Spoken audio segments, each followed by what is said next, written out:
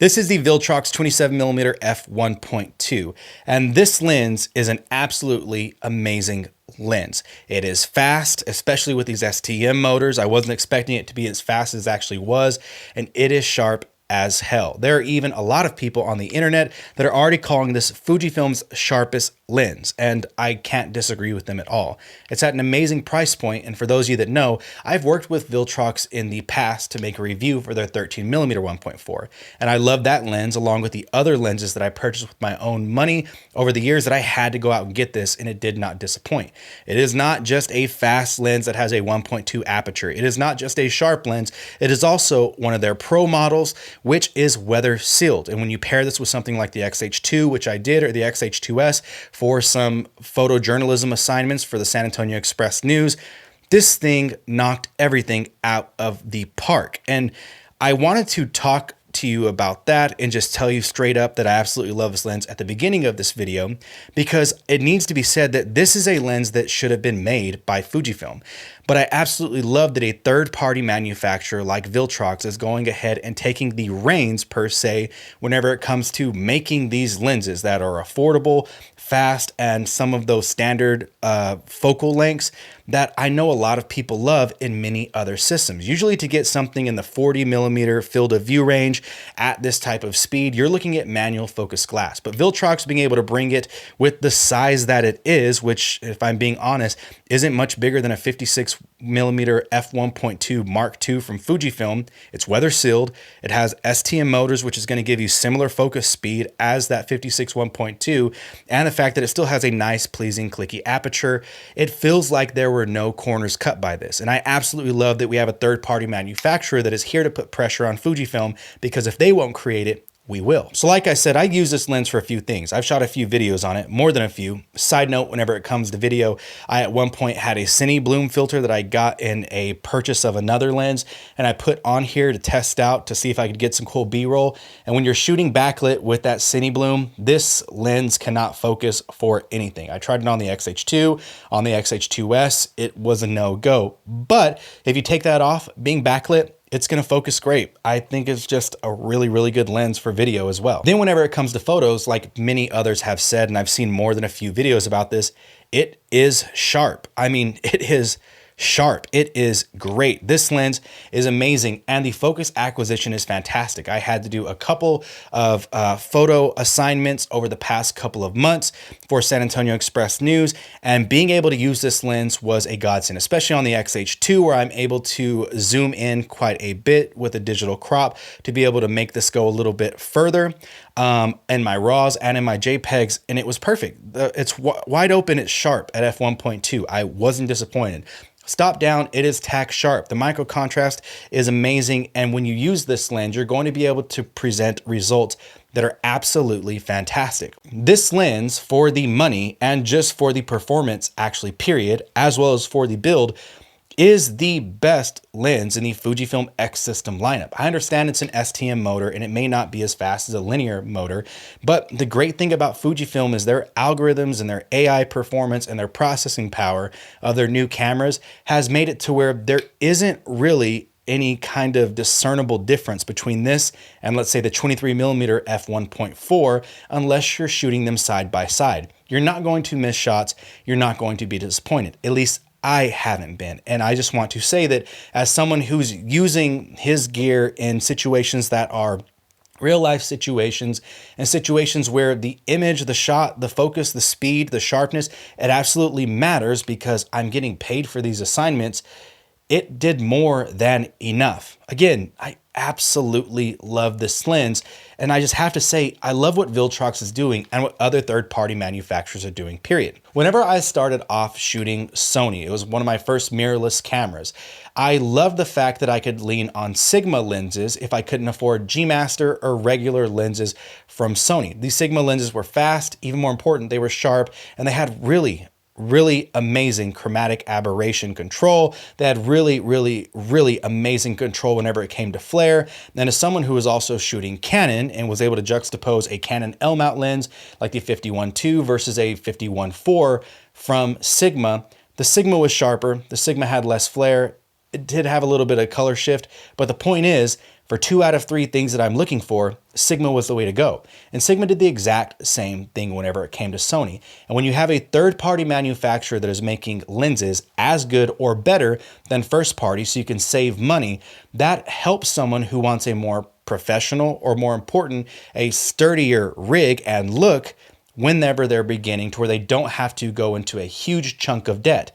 And that's exactly what this does for me. At the price point, this is just a major go. You have the wide open aperture at 1.2, which is great for low light, great for those of you that love bokeh. It's not the most important thing to me, but I'd be remiss if I didn't bring that up, because of course, that's what some people look for in their photography. It has a standard-ish filter frame of 67mm, which is what a lot of the larger lenses on the Fujifilm system run with. So you're able to get yourself a variable ND for this filter size, and you're able to use it across multiple different lenses. This lens also has a nice, clicky, really good feedback aperture ring, which in the past, Viltrox lenses had non-clicked or randomly clicked aperture rings, depending on what lens you got. It wasn't uniform across the system, or they just didn't have an aperture ring at all, like in their 85mm 1.8, which for a lot of Fujifilm shooters, because not of aesthetic, but you're just so used to having an aperture ring, it became an issue. And again, this lens is built and feels like a Fujifilm X mount lens as if it was first party. There are no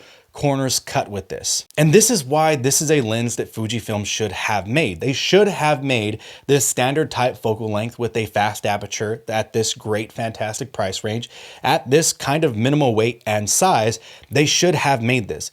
They should be making wider, faster lenses, similar to G Master lenses and whatnot, before they just redid and re-upgraded and rehoused their other lenses. They should have made these funky focal lengths and sizes. And that's not a knock on them, because even though they should have, they didn't. But luckily, they're allowing these lens manufacturers to now jump in. You have to remember, the first lenses that were third-party for Fujifilm, besides Zeiss, they had to be reverse engineered. But since Fuji's began to actually open things up and encourage more third-party manufacturers, this is what we're getting. So yeah, Fujifilm should have made it, so we could have had it earlier, but now it doesn't matter, because camera manufacturers or lens manufacturers like Viltrox are starting to up their game. And more importantly, the glass, the optics, the coatings are being upped as well. You are not having a drop off in any kind of performance just because you're going with third party versus first party. And this is how you build a strong lens ecosystem. But now that Viltrox is able to handle a lot of this glass, and now that Sigma is getting their feet in the water whenever it comes to building out lenses for the Fujifilm X mount system, as we're seeing they might build more telephoto zooms, I'm hoping that Fujifilm is able to now start focusing on other lenses that people have been requesting, meaning faster first-party zooms from Fujifilm. There's also been requests from people like me and other street photographers for more pancake-ish style lenses, but we can talk about that later. And I mean a true pancake style lens, not just the little blunt little nosy guys, the 35 f2, the 23 f2. But if Fujifilm is able to focus now on those smaller lenses, more importantly, their larger glass, their longer glass or telephoto zooms, because I know camera manufacturers like Viltrox are taking care of the little things and in between, it doesn't hurt them for Viltrox getting more sales because it keeps people in the ecosystem. And I'm hoping that Fujifilm sees the landscape, sees what's being done, sees what's being manufactured, and realizing that now, thankfully, they have other companies that are building weather-sealed lenses that are high performing that can keep people appeased while they start putting more R&D into the actual lens requests that people have been making. While that's being done, I think it's a great time that Fujifilm turns and looks at what their long glass game is with the Fujifilm X system, because listen, the short game is in great hands with Viltrox. Again, this lens is fantastic. It's sharp, it's beautiful. The autofocus is great for video. It's fantastic. It gets the job done and some. And that's exactly what you need in a third-party manufacturer if you want your system to be great. Canon's decision in the RF mount to eliminate third-party manufacturers eliminates them from being able to get their hands on consumers that are looking to get into their APS-C or their budget full frame line, or buy all out for their full frame line, and being able to supplement their purchase with good third-party glass. And I know that they don't care, they're Canon, they're big dog, but I encourage you, if you're a Canon shooter and you're looking at switching to Fujifilm, and you're wondering, man, okay, well, how can I afford it? Because the Fujifilm glass is already more affordable.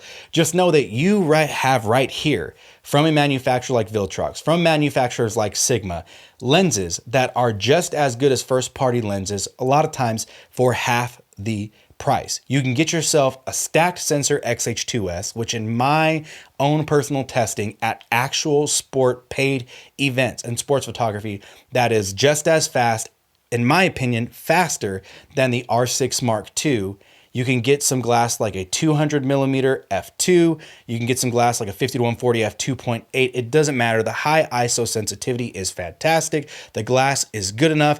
The autofocus is more than good enough and outperforms, in my opinion, those cameras. And you can still get this kind of inexpensive glass that outpunches its price point by miles. That is what you should do, in my opinion. Save the money where you can. Get the good glass, weather-sealed glass, where you can, and don't worry about people gear checking you. Don't worry about people looking at the badge on your camera or on your lens. Let your images speak. I am always going to be the person that says this one thing. I would rather you successful with a camera and a lens that people snarkily look down on you at than being in debt. Stay out of debt. Get into a camera system that takes care of you, not only from first party, but from third party manufacturers. And I believe that the Fujifilm system, the X-mount system, is the way to go for that. With all that being said, I hope you guys understand where I'm coming from. I was not paid for this review, was not compensated for this review at all. These are actually my opinions, and this is all my gear. And yeah, I think this is a major, major go. Save some cash, get a better image. Take it light, but take it. Have a good one.